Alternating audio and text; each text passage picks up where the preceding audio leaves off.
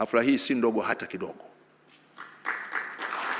Ndugu zangu wana michezo wote, naamini kama iliwahi kutokea, labda wenzangu watanikumbusha, mara chache sana, ni nadra sana rais kuwakusanya wana michezo wote kwa pamoja kuanza nao mwaka mpya kwa hafla kama hii.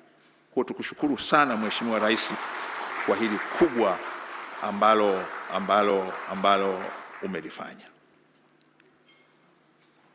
Kwa upande wa Serikali ya Mapinduzi Zanzibar, namshukuru sana Rais Dr.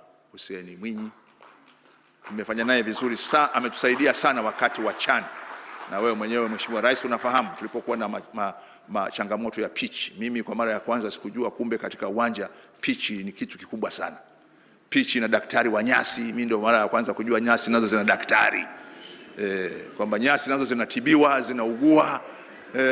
Mambo haya makubwa sana kuyafahamu wakati umri umesogea. Lakini tusaidia sana kwa yale yaliyofanyika kule pia kuyafanya vile. Na nimshukuru sana Waziri Tabia, tulifanya naye kazi vizuri sana. Na kwa dada yangu Dr. Riziki Juma Pembe, Mheshimiwa Rais huyu anaweza kudhani kwamba nilitarajia uteuzi huu. Juzi tumeongea kirefu sana, tumepanga mambo mengi sana. Na nukta ya mwisho niliyomwambia, nikamwambia dogo wangu, tuyapange mambo haya kama vile tutakaa katika hizi nafasi miaka 5. Lakini lini tutakaa inajua mamlaka ya uteuzi na Mwenyezi Mungu. Kesho yake nimepokea Taifa Stars na usiku yametokea yaliyotokea. Kwa hiyo dada yangu Riziki, sikujua kabisa. Na surprise yako ndio surprise yangu, lakini yale yote tuliyokubaliana yote.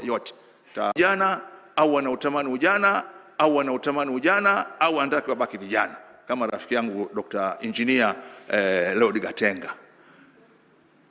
Na kazi kubwa ya michezo kote ni kujenga umoja, na ni moja ya nyenzo za kujenga uzalendo, utaifa, maadili ya taifa, lakini fahari ya nchi. Mwenyewe haioni yenyewe fahari yake na watu wake hawaoni fahari yao, basi ina upungufu mkubwa sana.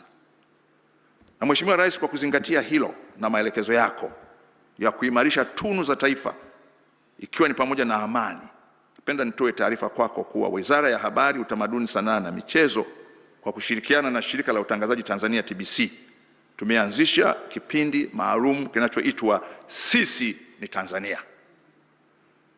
Sisi ni Tanzania.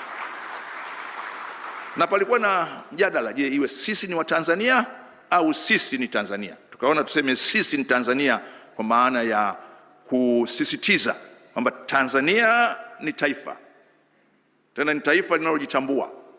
Ni taifa ambalo sio linajitambua tu, limetoa mchango mkubwa katika kujenga utu wa Mwafrika, katika kuleta uhuru wa Mwafrika, lakini katika kuleta heshima ya Afrika, lakini kuifanya dunia iwe na amani na upendo zaidi.